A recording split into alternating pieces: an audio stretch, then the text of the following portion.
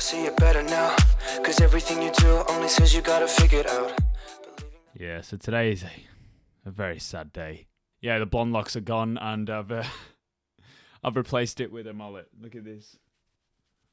Look at that filth, if you can see it. Oh, yeah, beautiful. But yes, hey guys, welcome back to the Soccernomics YouTube channel, and you are watching The Rounds. And as usual, guys, before we hit off today's episode, just want to let you know to hit that subscribe button if you are new. If you like football content, football finance, football economics, that sort of stuff, then this is the channel for you. So hit that subscribe button and continue watching. Right, so let's get into today's episode. Right, so as you would all know, guys, Everton emphatically beat Arsenal in a 2-1 win at Goodison Park, thanks to a last-minute screamer from Demarai Gray, which was just insane to cap off a very enthralling and emphatic performance against a very informed Gunners side. The goal sort of seemed to lift this frustration and tension that had been building up around Goodison Park, because I think it was, 8 games without a win, or an 8-game losing streak, or something ridiculous like that, which was one of their worst runs since 1999, I think it was.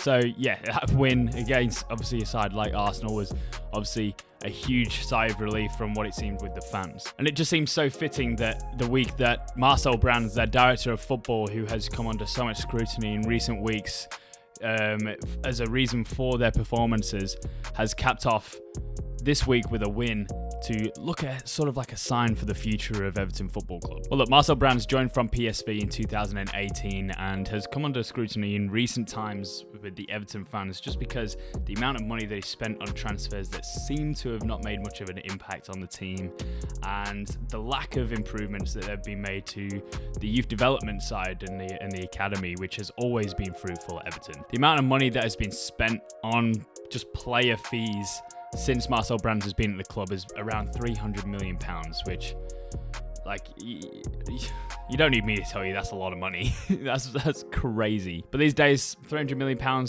probably is what it takes to have a Premier League winning side. The only problem is Everton have spent £300 million on 26 players since 2018.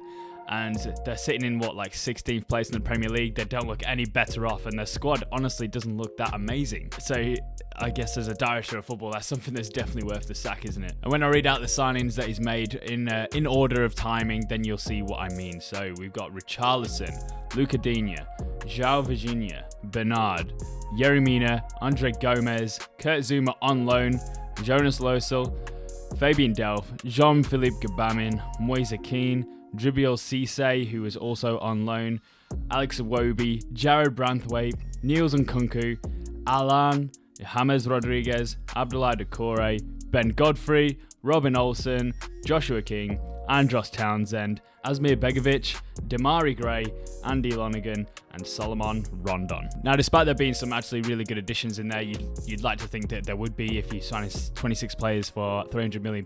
You've got obviously Luca Digne, Richarlison, Ben Godfrey, Abdoulaye Doucouré.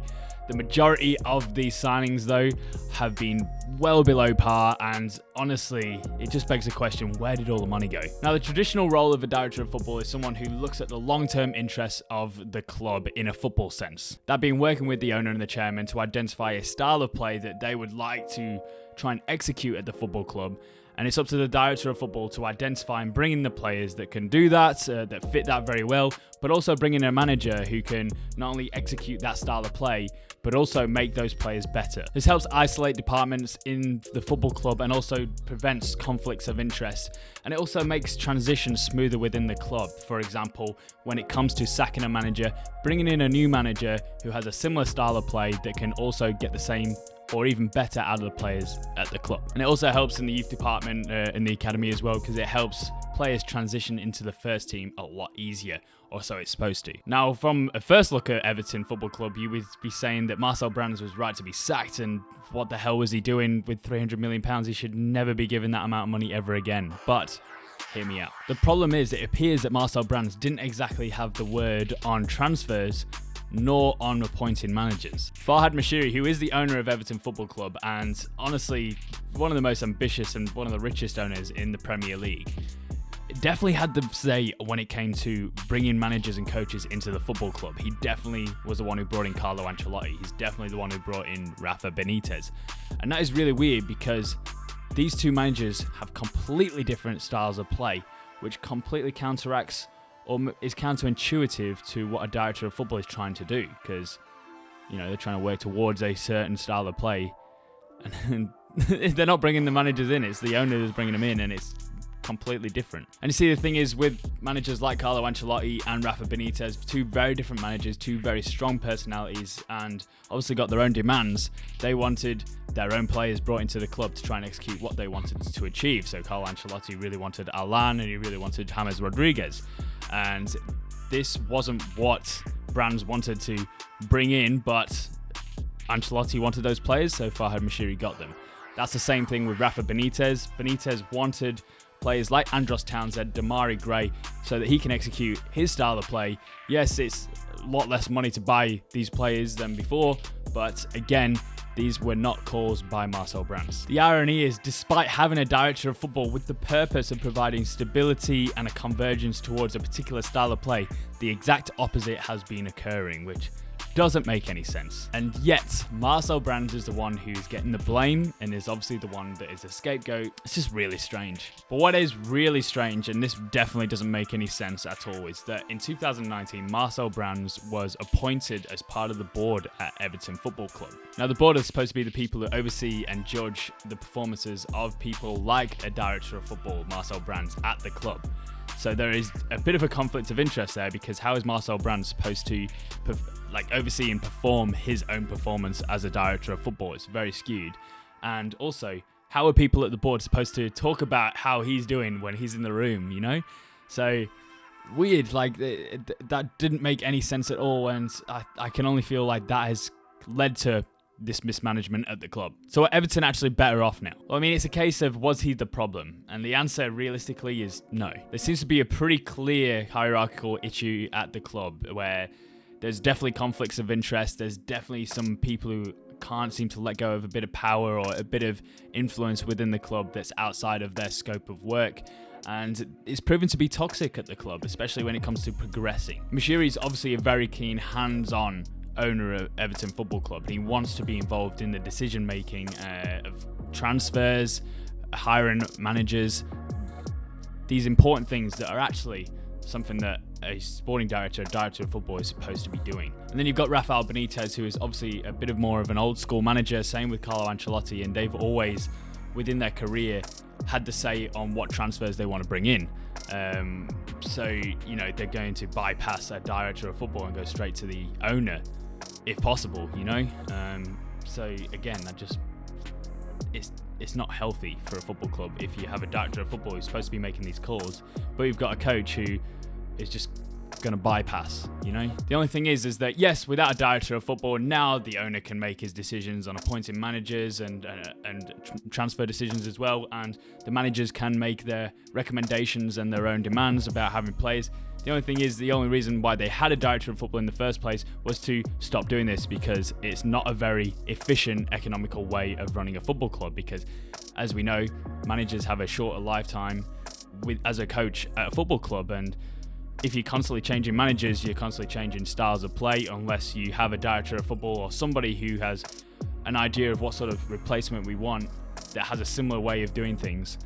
All of a sudden, a lot of players is surplus to requirements, and that is not a good way of using your money. So a clear plan doesn't seem to be available at Everton Football Club, or they have an end goal and they're like, yes, we want to be a really top club, but getting there, they're not really too sure. They're just sort of like, yes, we want to be this, so we've got to have a world-class manager and we've got to have great players. And it's like, yeah, but there's more to it than that. You can't just suddenly spend heaps of money and it just happened. It took a little while for Manchester City to do it, but you see that they've really become very good at it now. And yeah, the juggernauts obviously right now. But for Everton Football Club, surely you can see that their successful clubs have a bit of a plan. They've got a bit of a long-term success plan. And that doesn't seem to be there right now. I guess what I'm trying to say is that when Brands first came in, they brought in Marco Silva as coach, and obviously they signed players like Luca Digne, Richarlison, Andre Gomez, Yerry Mina. These are very Marco Silva signings that suit his style of play, what he wanted to do at the club. And that's great, because that was the direction of the club at the time. Now these players, if you're changing constantly the style of play, it suddenly doesn't make any sense. A lot of these players probably don't fit in. I mean, Luca Digne is a great left back, but players like Yerry Mina aren't really playing. Andre Gomez has been sort of in and out of the team, which is weird because he's such a great player.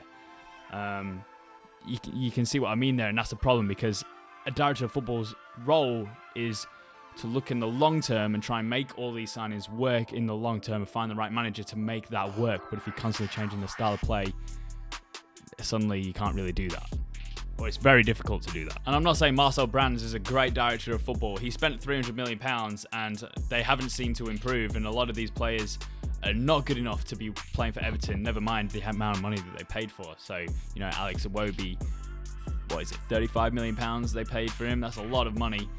I think that's pretty much the amount of money we paid for like Mo Salah at Liverpool, and you know, it's definitely not the same player, is it? Now, something very similar actually happened with the previous director of football, Steve Walsh, although he spent far too much money on terrible players. I won't even get into that, but he probably did deserve to get sacked, but something very similar happened there. I mean, I think Farhad Moshiri spent something like £500 million in about 6 years, which is a lot of money. Like, Jesus Christ, and that has not got them anywhere.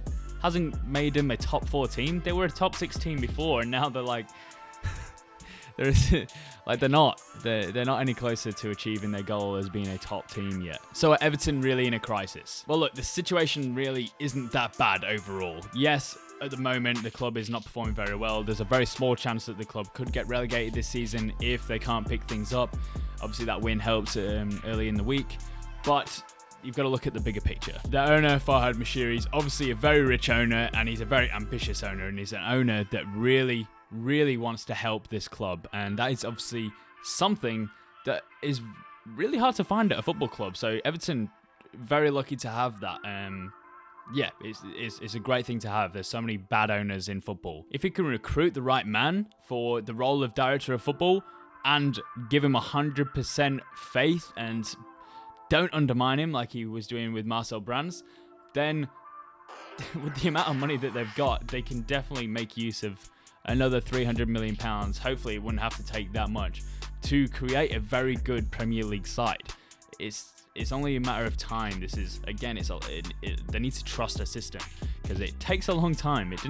Liverpool didn't become what they were overnight. It took a long time. The club are also getting a new stadium, which is obviously huge. Goodison Park is needed to be at least renovated, but no, they've decided they're going to have a completely new stadium in a part of Liverpool that will now get heaps of redevelopment and investment in it, which is obviously brilliant. And it's also a step in the right direction to improve their status as a club, to be one of those top clubs with a brand new state-of-the-art stadium. And, you know, that's a great thing to have, again, thanks to Farhad Moshiri's investment. So, you know, like, things are actually pretty good at Everton overall. It's just that they need to get the ball rolling and get things right in the football department. But I guess this is just really like a learning curve for Farhad Moshiri, that, you know, maybe there are some people that know what they're doing a little bit more than you when it comes to making decisions on how to run a football club.